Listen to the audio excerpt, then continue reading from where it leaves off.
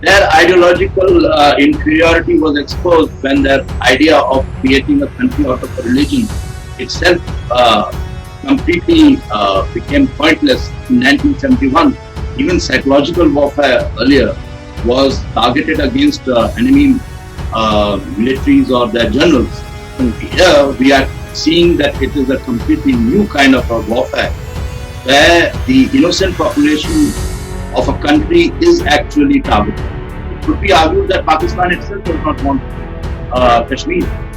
It just wants to keep that figment of imagination alive within its own population. The analogy is completely out of place. The refugees in Palestine were Palestinians. Here it is the Kashmiri Pandit they have thrown out. People of Jammu and Kashmir who participated in elections just after the independence of India, and they talk about plebiscite. That election itself and the overwhelming way in which the Kashmiris participated in the election was an endorsement that they were part of the Indian Republic.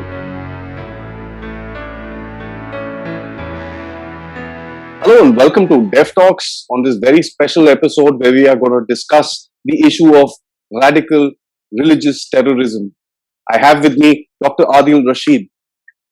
Dr. Adil Rasheed is this research fellow and coordinator of the Counter-Terrorism Center in the Manohar Parikar Institute of Strategic Studies and Analysis. He's an author of many books. Some of them I'm going to tell you.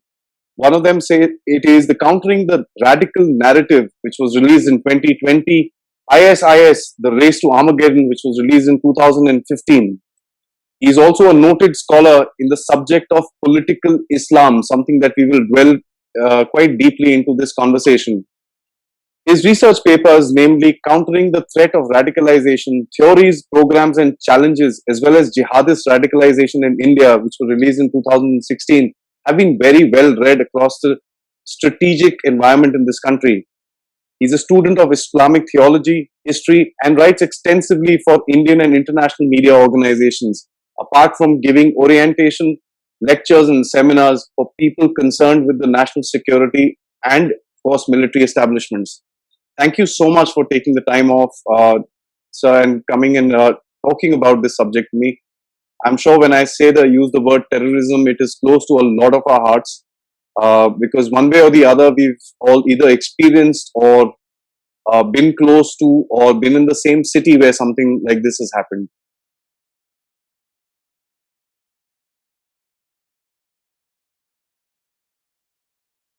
Yes, absolutely. It has disturbed our lives in so many ways, and it is high time that we take a more deeper look at this problem and try to find solutions. Absolutely, sir. I agree with you. Sir, to start with, the Indian Armed Forces have been fighting radical terrorism and radical religious-based terrorism in the Kashmir Valley for about 30 years now. It's a long, bloody road that we've gone through. I'd like you to tell us, this Kashmir terrorism issue was not like this post-independence. It is a phenomenon that started somewhere around the end of 1980s. How did this come about in that area, keeping in mind the Indian context, sir? I think one thing which is to be understood that the Kashmir issue is a vestige of the unfortunate partition of the country at the time of independence. And when you talk about religion-based violence and political violence, it has been with us for quite some time. It has been even before independence, we have faced these issues. It is just that it is very unfortunate that we have a neighborhood which is especially to our west, pretty hostile, and it came out of a sense of vindictiveness and revenge for the failings of our own neighboring country, Pakistan, when it was itself partitioned into two in 1971. Mm-hmm. Since then, Pakistan has been trying to avenge that its own failing, taking it out on us. And so it has thought of trying to rake up issues all around India, trying to get its some seditionists to trouble India from within. And that has been the exercise, and the whole Kashmir issue is part of that Pakistani conspiracy, primarily that. Now, wherever there are religious, ethnic fault lines or other issues, the enemies try to exploit. So it is primarily. However, the problem is that the innocent people of our country, even the innocent civilians of Jammu and Kashmir, they have been for a very long time been ideologically, they have been facing a propaganda from Pakistan, and we have not been able to counter that threat ideologically as we have done very good measures in trying to, we have been very successful in our security oriented operations. However, the more winning of hearts and minds, that has not been quite up to par, I must admit. And so we need to exert more efforts in that. Yes, and the roots are actually go very deep, but I don't think we have the time and scope for to go in greater detail regarding Kashmir. So perhaps we can.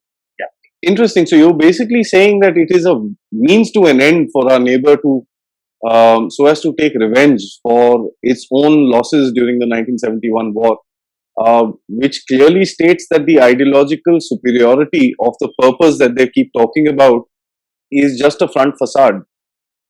It's something that they want to use to get to what they want to do.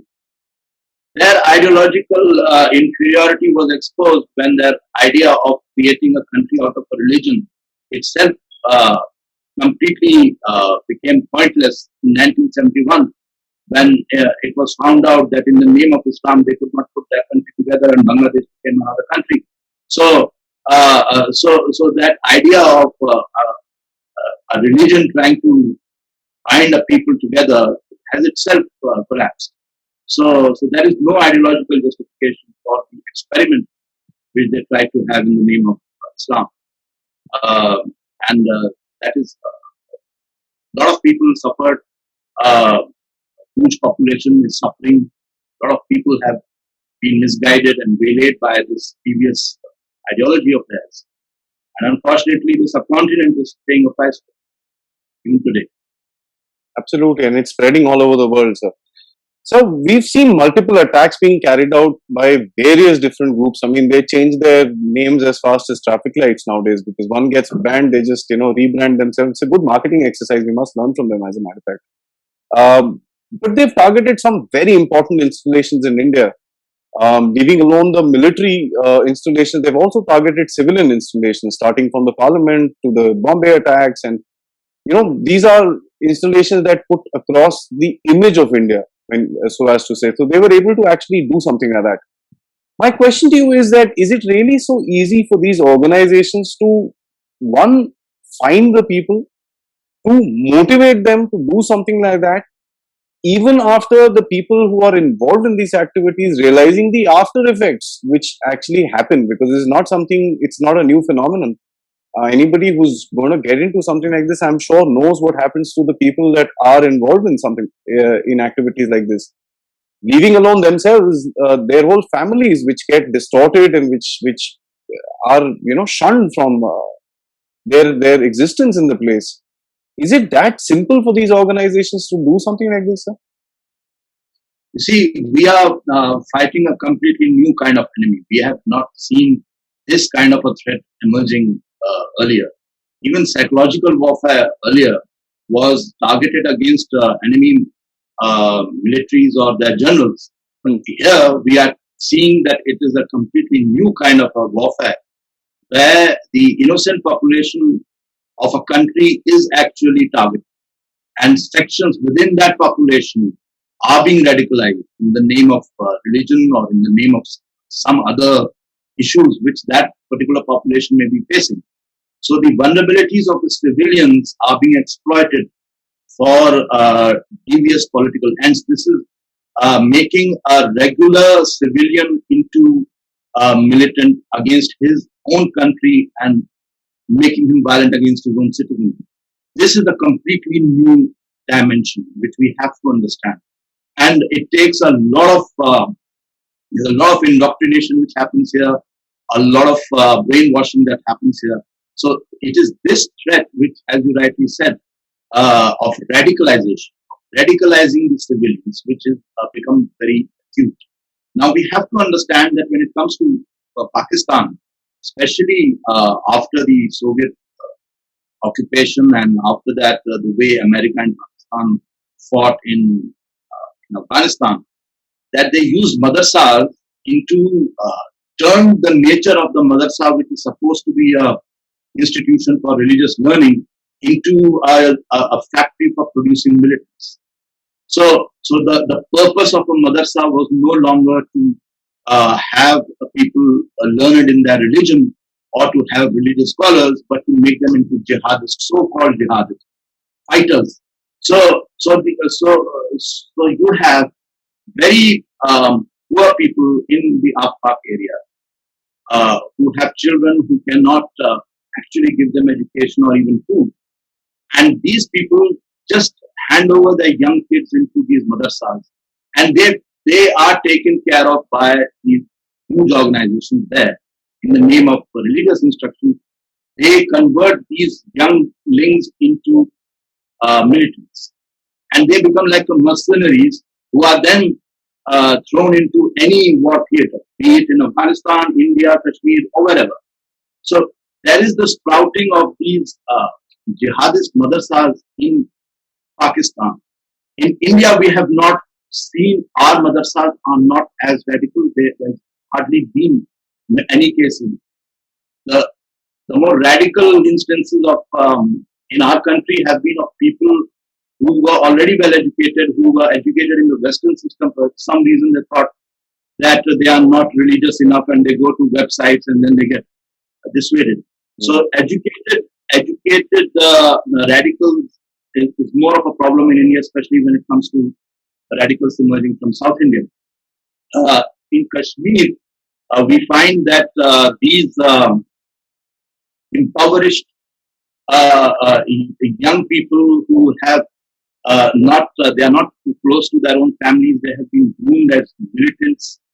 They are dispensable people for the state of Pakistan. The military of Pakistan wants to lead the Kashmiri population and the Indian army without actually making direct confrontation with India. So this is the proxy war it is fighting through its non-state actors and through these young misguided people, and that has been unfortunately the case. And now this propaganda of these so-called madrasas has now infiltrated Kashmir, and they are trying to do the same with the Kashmiri population, trying to radicalize the populations. Unfortunately, we have been behind the curve for decades in this regard. We could not understand the nature of this kind of militants and how we can counter it. So even if we understood it, we were not quite hands-on in the way we tackled it. We were just tackling it more on the level of ground force operations and in a more militaristic way. The problem of radicalism and terrorism has religious, ideological, sociological, and other vectors, which we need to be very good and adapt. And so the nature of warfare has been changing. The character of war has been changing in the last 2 to 3 decades. And that's why it is very good of channels like you who only used to look at conventional areas of defense issues, now moving to more other areas. Correct, sir. Actually, I did an interview a couple of days ago with one of the retired lieutenant generals on the topic of grey zone.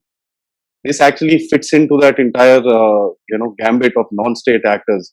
Another interesting thing you mentioned that leaving India apart, Pakistan is using the impoverished population as weapons for their own purpose. Uh, it is an interesting observation as one actually thinks about it. It's not the minister's son or the army general's son that is going to fight the so-called jihad in Kashmir. It's the poor man's son who's pretty much expendable. So some money here and there and pretty much done. And furthermore, another interesting thing that you said that it is avoiding a direct interaction with the Indian military, resulting in a factor that it is a very cheap war to fight for them. They don't actually face body bags of their own. I mean, so they're expendable. It's a sad situation, sir. But one thing I'd like to ask you, I'm sure if two people like us and yourself with a lot of experience in this thing are sitting and talking about it, I'm sure somewhere down the line, one of the village families or somebody who's given up their children for this cause would have thought about it and, this is not okay. What is happening here? Is it not the case, or are they so badly off and they just don't have a choice with regards to this entire issue, sir? Yeah, they are so badly off. Their say or their opinions do not matter. They themselves are struggling with babies of life. They also have been made to believe that there is something holy or something very pious about what they are doing. They are trying to. The Indian population is so demonized as being evil incarnate in their eyes that they find any kind of a dehumanizing act justifiable. So there are many ways in which people are brainwashed, and the important thing here is that perhaps it could be argued that Pakistan itself does not want Kashmir. It just wants to keep that figment of imagination alive within its own population, because Pakistan is an imploding country. It is a failing state. So the bogey of Kashmir is presented as a dream to keep a cause alive for people within the country to rally to a nationalist cause. Once they will have Kashmir, it will never happen. But but then they have to realize that it would be as bad as Balochistan or Sindh, and there would be secession there.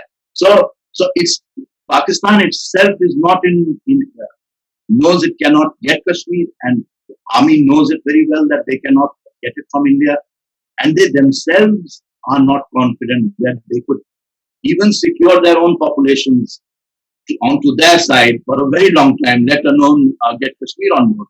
So this is just when you are very sick and when you are without food or anything, you have delusions. So Pakistan is maintaining a delusion of the paradise like Kashmir to keep the Pakistanis rallying to a fanciful notion of something, a utopia like beyond, that Kashmir is perhaps going to be a panacea for their problems. So this is that narrative they have generated, self-deluding narrative. Sometimes I really feel that they've started to buy their own narrative, knowing the fact that it's just a narrative.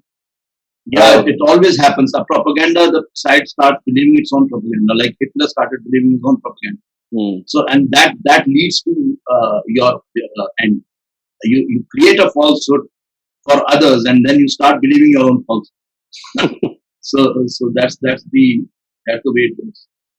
So after the abrogation of 370 in Kashmir, we have seen some changes in the valley. There is a relative peace, if I may not say complete peace, but there is relative peace. Businesses have started up. I was speaking to some friends who were there. I connected with them online. People are saying, yeah, they have issues. Somebody will say, mere yahan par ye nahi hai, wo nahi hai, and this and that. All that will be there. But generally, people are saying, yaar, shanti hai. There is no, hyperactivity. There are no dharnas every day. Shops are open and this and that. Of course, now because of the pandemic, things are different. But that short time between the abrogation and the pandemic starting, people were, getting on to the happier edge in that area. Looking at that, we've also started seeing some surrenders taking place, especially of, as the army categorizes it, LTs and FTs, local terrorists and foreign terrorists. Not, of course, the foreigners don't want to surrender. But the local guys, there are a lot of these videos coming out. There are a lot of these testimonials coming out written by people who've surrendered. Does it to you show that the indoctrination which was happening before in a very, very hard way, and as you mentioned, the psychological and brainwashing that takes place. Are we now seeing a gap in this? I think it will be too early to say, to make very broad generalizations. Okay. There are always these periods of peaks and troughs, in any kind of movement like this. I think we should give credit to the Indian security force. They have done a splendid job in recent years, and they have also tried to reach out to the communities in Kashmir. And the measures taken by the central government in trying to, uh, you know, eliminate those elements which were trying to exploit the political situation within Kashmir through the scrapping of Islamic and all that. However, we should also understand that Pakistan is under tremendous pressure internationally. The FATF, for the first time, appears to be uh, really hitting it where it hurts for Pakistan. And for the time being, it appears that it is trying to rein in. It appears that it is trying to rein in, and it may have curtailed to some extent. Uh, Although very much unwillingly, some of those elements which have been very active against India. So, but whether it is, I doubt whether Pakistan would change its ways, and some decrease in the activity of these terrorists, cross-border extremism. Whether this is sustainable, I do not know. I have apprehensions that if America leaves Afghanistan by 11th September this year, things may go south. And elements in Afghanistan. The other danger is that Pakistan itself could be increasingly Talibanized. So even those uh, so-called more liberal voices from Pakistan, the more modern face of Pakistan, that itself may change.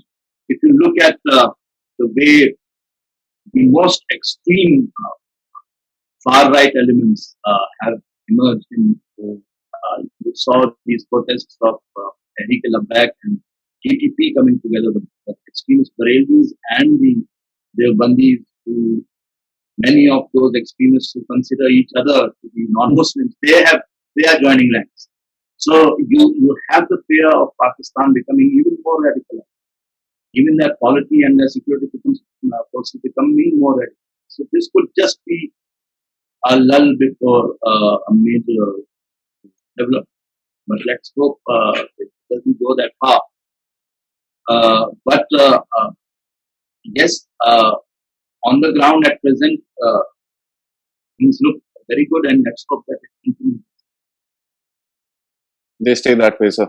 But it's a very scary preposition that you're putting across with regards to Afghanistan and Pakistan, and this word called Talibanization of Pakistan. That is something very, very. May I request you just explain to us what do you actually mean by this? I mean, one is the extremist organizations taking power, but do you think it will be that easy to force down a country like Pakistan? Of course, it's a large population at the end of it. So we are not saying that there will be a takeover, but that the mood of the country, there will be a trend towards a greater regression towards extremism and radicalism, and that would be evident in the policies that country adopts. Just now, in the last elections, you had these extremely rabid far-right parties participating in the elections, which they had always shunned because they didn't like democracy. But although they did not succeed much, but now with these protests, you don't know next time they will have a major say in the scheme of things. So we have to be watchful in the way the society and the political climate in Pakistan, Afghanistan, it plays out. If Taliban comes into power in Afghanistan, let's hope not, then there will be a process within Pakistan. We know that Tehreek-e-Taliban has become very active in Pakistan, and there are other forces within the ISI and army. There is this extremely rabid radical elements. So, so there is this threat, especially with America leaving that area. These forces will start feeling more buoyant and boisterous. So there is a danger. Things can go Of bad. course, it's quite evident by the way you're actually explaining it, sir. So it's going to be tough times coming up. So, what is entirely the cause? Now, it's a very broad question that I'm going to ask you, and it's a probably very difficult question to answer. And I'm sure, but with your knowledge, you'll be able to. What is the mass cause? What is the root cause of this mass radicalization that we see in Islam itself? Leave alone the fringe elements which are around the place. How is this being used against India today in today's scenario? See, the big problem here is that the order which the West brought after the First World War and the Second World War, that global geopolitical order is facing a lot of strains.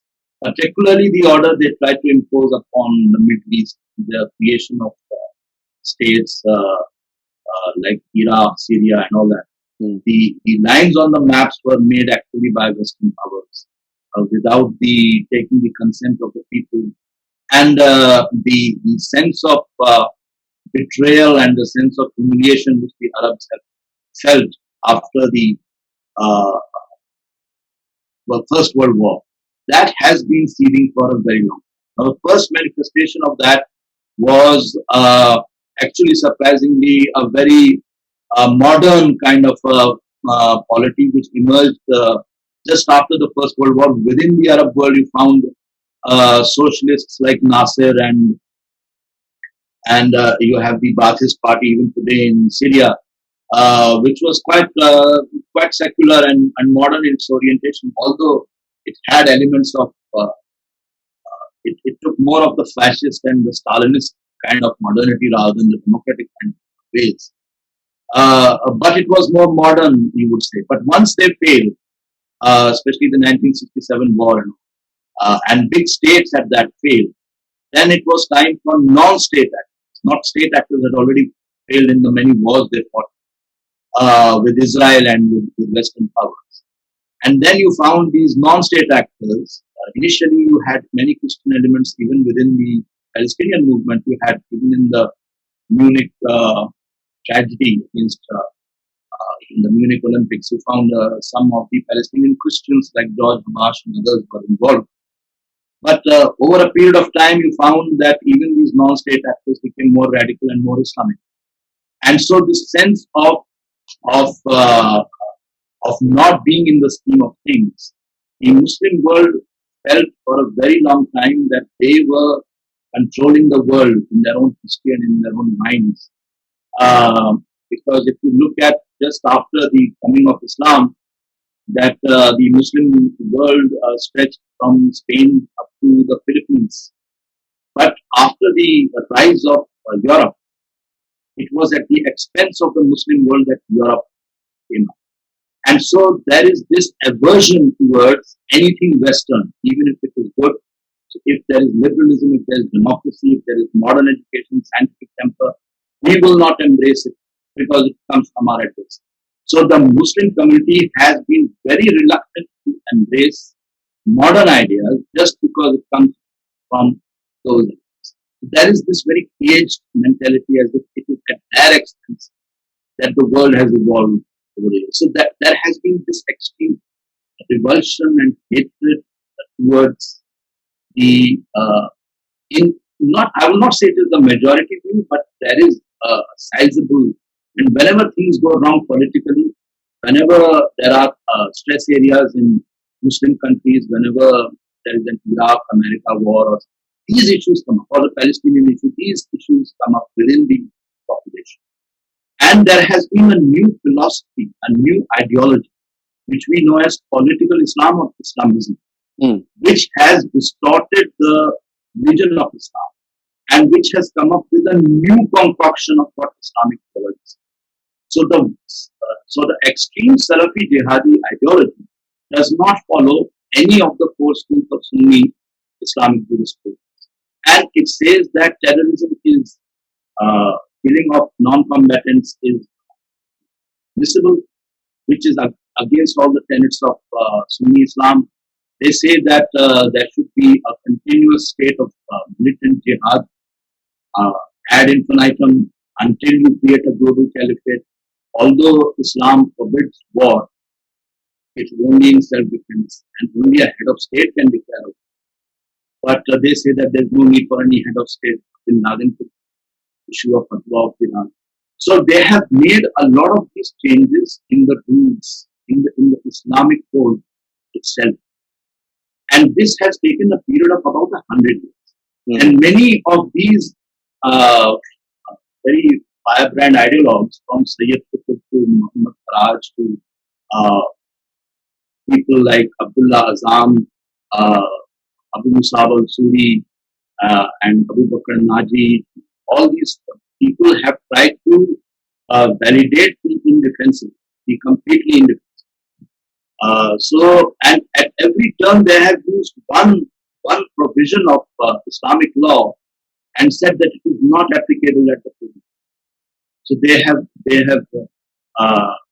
whatever prohibitions were there, that at the first instance of peace you have to accept peace. You should use all means of diplomacy and politics to try to avert war. All these have been turned against. Earlier in Muslim history, what rulers used to do or did not do, they used to do selectively. They were kings, and just in civil society, kings used to do whatever they wanted. So they were not following Islam as such. Even in Muslim, we have to make a difference here, that we should not conflate Islam with Muslims or Muslim countries.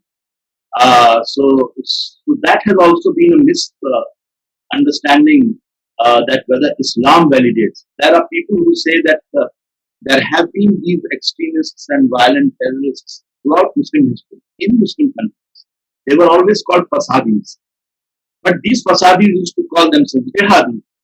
But if we call these people Jihadis, we are actually validating them religiously. So that the modern Muslim who does not know anything about Islam thinks that this is the legitimate kind of jihad, and he joins these ranks. So unfortunately, the lack of understanding of Islam and the rise of a new version of deviant Islam in the name of political Islam has been at the core, and that is the devious ideology, which has, which is also behind the rise of Pakistan. Some of the so this is the real threat, and this has completely subverted the religion, the message of the religion, and the people of belonging. Interesting. So it's basically an evolving philosophy that they're coming up with. You're saying it started about 100 years ago. Where do you think it started from, sir? Is it breakdown after the First World War, as you mentioned? Is it that time which kind of made them realize that, something needs to be done about this? You see that there is a saying that says that the path to hell is with good intentions. You have a whole school of religious philosophers. I think if you will go through my book, you will find how this movement started, who were the main actors, how did this political philosophy evolve, and how point by point, from one ideologue to the other, a new kind of religious interpretation was done. The problem here is that when we look at the Middle East, there Islam is a very living thing. There is a lot of interpretation and changes which happen within the understanding. Unlike India, where Islam is very ossified and it has a very medieval kind of an outlook, in the Arab world, a lot of churning happens. So we have not been very well. We have not noted that change which has been happening in the Middle East when it comes to the evolution of this political philosophy. And so you will find that they try to make it more relevant to the changing political situation. And so there is a constant revision and whatnot.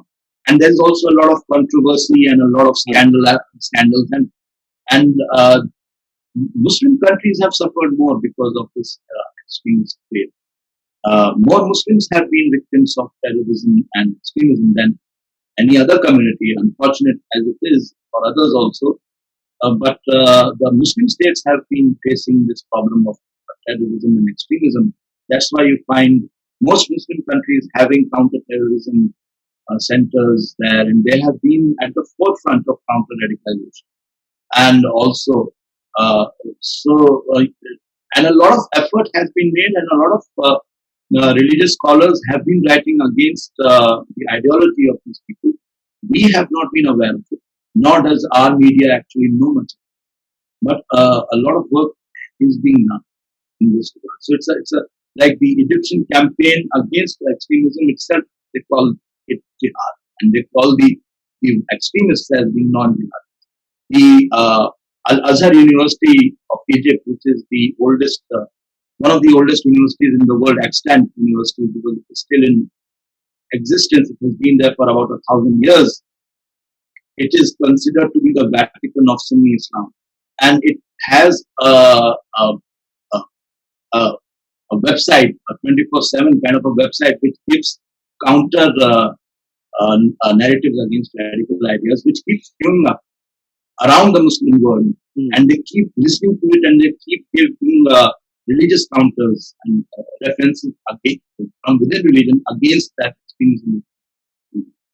So a lot of effort is being made in this regard.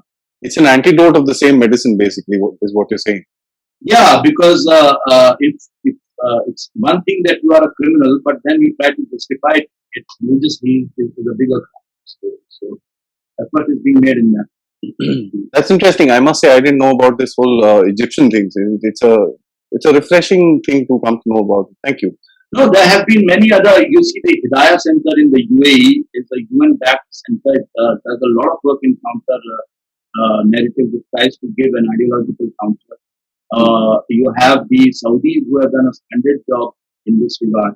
Yeah, There's a lot of change in the Saudi political system, and so, and a lot of work is being done. So around the world, a lot of effort is being done. Interesting, sir. So what we see happening in Israel and Palestine, the issue apart, which is a long-run issue. I mean, some say it's a 2,500-year issue, some say 1,000-year issue, some say 50-year issue. Whatever it may be, it has its effects in the Kashmir Valley. It has had it before. This time we had, somebody getting arrested. 21 boys that were protesting got arrested. So the clampdown has been pretty solid, and plus the pandemic has played its part to keep everything a little more peaceful than what it would have been in normal times. My question is not that. I mean, they can bring all the stuff that they want to, but how is it without the slightest connection of both the issues, without having the slightest similarity in anything, are they able to twist it around and sell it to the I would say impressionable in Kashmir? Yeah, it's just because it's just that Muslim angle they are using. But if you look at as you rightly said, the analogy is completely out of place. The refugees in Palestine were Palestinians. Here it is the Kashmiri Pandit they have thrown out. So the Kashmiris have been living in Kashmir. There has not been any displacement. Yeah. They have had their own chief ministers. They have been ruling. Their own people have represented that state since the independence of India. So they have been part of the Indian Republic, and they have been having their say in the scheme of things. Okay, elections here and there could be controversies whether the result of the election. But that happens even in the rest of the country so many times. So Kashmir has this situation in Kashmir. It is these people of Jammu and Kashmir who participated in elections just after the independence of India, and they talk about plebiscite. That election itself and the overwhelming way in which the Kashmiris participated in the election was an endorsement that they were part of the Indian Republic. Now in the 1970s and 80s, you come and say, no, we want to go back to the plebiscite. It's not possible. So they themselves endorsed at the time. Sheikh Abdullah himself was part, embraced the Indian identity at that time. So what is the problem then? It's not that after every 10 or 20 years you keep changing your opinion. You say, now we want to be independent, now we want to go to India, now we want to go to Pakistan. This is not the way it happens. So if you look at the Palestinian situation, it is a completely different situation. So we don't want to go into the very muddy history of that part, but it has no connection whatsoever with the problem again. It is just that some of the extremist forces who talk about the Kashmir issue also talk about the Palestinian issues, and perhaps that would be only. I don't see any. It's funny how they spin narratives. I must say they're good marketing managers, and they should actually employ their skills in productive stuff so that one they can. You see, the most important thing is that logic doesn't matter much when it comes to radicalism. It is emotions. It is religious symbologies. It is words which actually create, like ISIS uses the word hijrah. Hijrah is hijrah, which the Prophet went from Makkah to Medina, and they say that anyone who comes to ISIS is doing hijrah. So that emotional word creates a resonance. Like someone who's from India, if you say Ganga Jal, it is a very holy thing. But for a Westerner, it may not ring well in his. So by using emotive words, they try to justify the unjustifiable.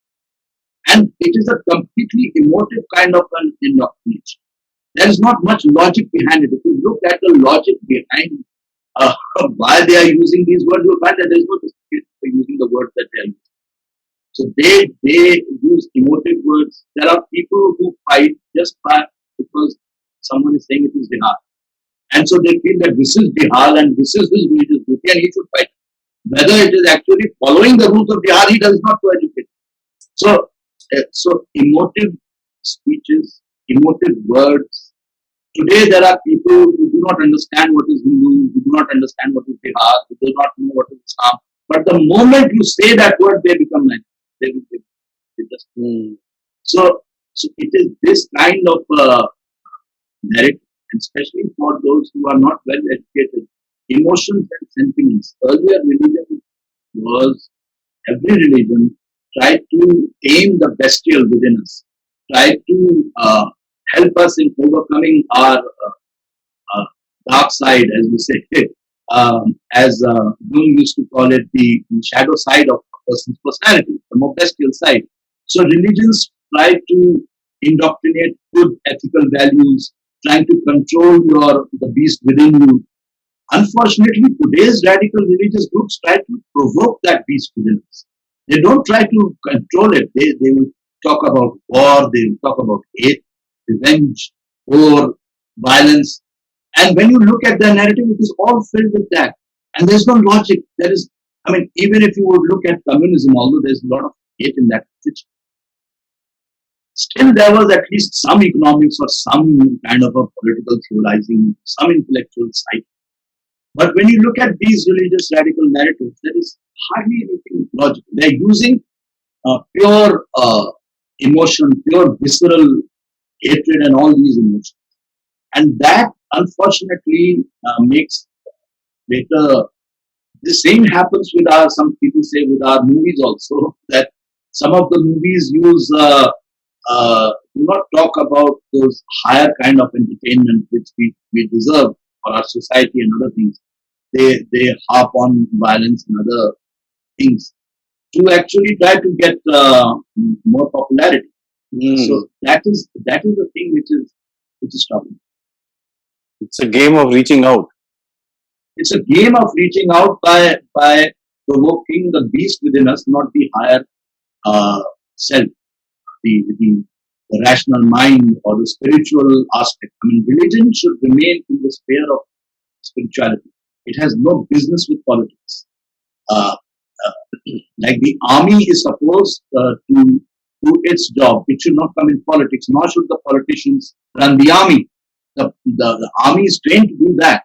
It is not trained to do politics as it happens in Pakistan. The army starts running the politics and things go wrong. Similarly, the politician should do his job and leave what is meant for the army for the army. The same happens with religion. Religion is supposed to look after the spiritual and ethical side of the community, of the soul's desire to commune with the divine. That is the main aspect of religion. It should not move into the territory of politics and economics. So this confusion always creates problems. Interesting. So I think it's a very, very nice way of looking at it, that there has to be a segregation of personal and political life. Whatever you do. Religion was not made to run the country. Religion was not made to go to war. Religion is there to find the better side of humanity, for the enlightenment of the soul and the mind. It is for that purpose. It is not for any other purpose. So when people don't understand what is the purpose of religion, then they mistake it for something else, and then all the hell breaks through. That's the problem. Interesting.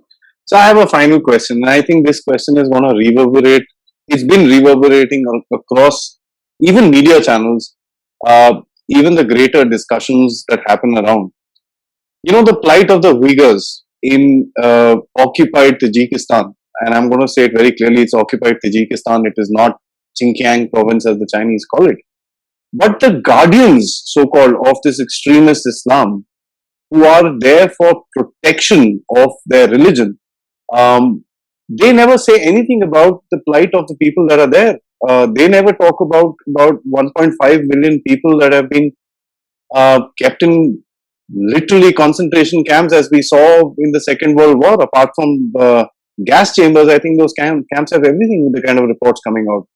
We don't have anybody talking about that. We don't have any demonstrations happening. I mean, you look at the issue in Israel, who are maybe at fault.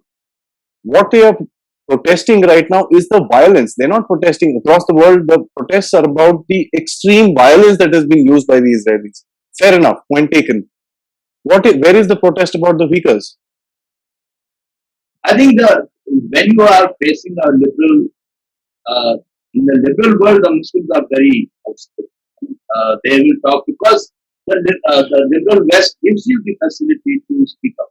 It allows you to freely express your views, and so you start targeting the West using their own liberties which they give you to express your own views. But when it comes to totalitarian powers like China and others, you become silent. So you participate in democratic elections to subvert democracy. You use freedom of expression to subvert freedom of expression. That has been the unfortunate thing. And when it comes to Uyghurs, you see, I have been reading this stuff for so long. There is a lot of repression within the Muslim world of Muslim populations. What to talk about Muslims in other countries? Within the Muslim world, there are many countries which brutally repress them. So, so anybody talking about Kashmir or about any other part of the world where Muslims may or may not be under any kind of stress, they should look at their own self and what is happening within them.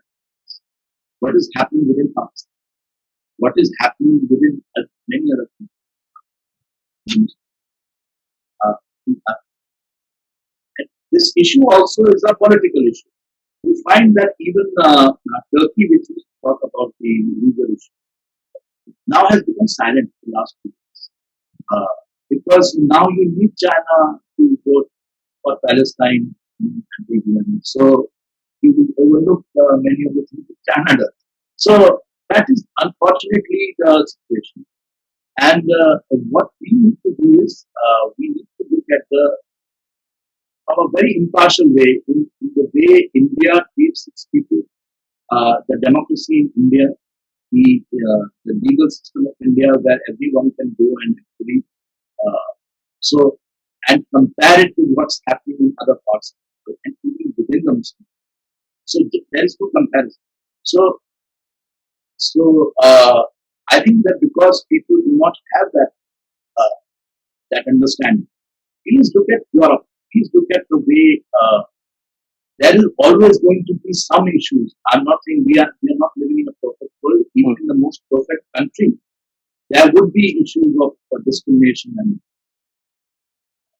but you have to take everything to the in relative. Look at the extent and to which humanitarian excesses are in totalitarian states. And then you should speak out. You cannot just mix everything and just use it as a kind of polemic, political uh, or political ends. These are very serious issues. So, unfortunately, this is the way the global narrative and sometimes the media and even in the West uses things. And so this is it. This is how it goes. What can we do about it? It's a sad state of affairs when you look at it. I mean, they're plight of human beings which are getting crushed in the middle of it for a purpose of a very few. I'm not going to say a large segment or very few. At the end of it, the leaders of these so-called terrorist organizations are not very many. I mean, they're all interconnected, and the roots are. You can. I mean, we can take a sheet of paper and be able to, as laymen, be able to write the roots of this entire issue or where the money is coming from and stuff like that. The world knows where the problem is, but it's sad that nobody really wants to do anything about it. Till the time it actually comes and explodes in their face, and then everybody gets charged up and starts firing guns and so on and so forth, and not find any solution to the whole problem. Because the problem always gets brushed under the carpet, as you're very rightly saying. We are not addressing the root cause, which is at the indoctrination level, which is at the reach that these people have with the impoverished populations of various countries. Um, it's absolutely astonishing that we've not been able to come up with a solution to a problem which is killing people even as we speak. I mean, there is some silly incident which is taking place in one part of the world concerning radicalization of Islamic based organizations, which is it's a really sad state of affairs. But sir, I must say, you've put across certain points which I don't think a lot of us would have joined the dots on, and I guess that is where we all know what you've told us is all known in the public domain, but the way that you've kind of put across things together and joined the dots makes a big difference, and that is, I think, where the skill comes into play. I'd like to thank you for the time and the effort that you've taken in explaining this entire thing to us, and I'm sure this video is going to go a long way in making people understand it's not a shallow river. It's a very, very deep ocean that we need to deal with. Thank you. Yes, it has been a great pleasure speaking with you, and I must really thank you for bringing up very relevant questions and very openly. And it was a wonderful exchange, and I really like sharing whatever little views, humble things I have. Thank you, sir. As a matter of fact, I'm going to be taking your time sometime in the future as well on another topic, another day at Def Talks. Thank you. Have a good day. You too.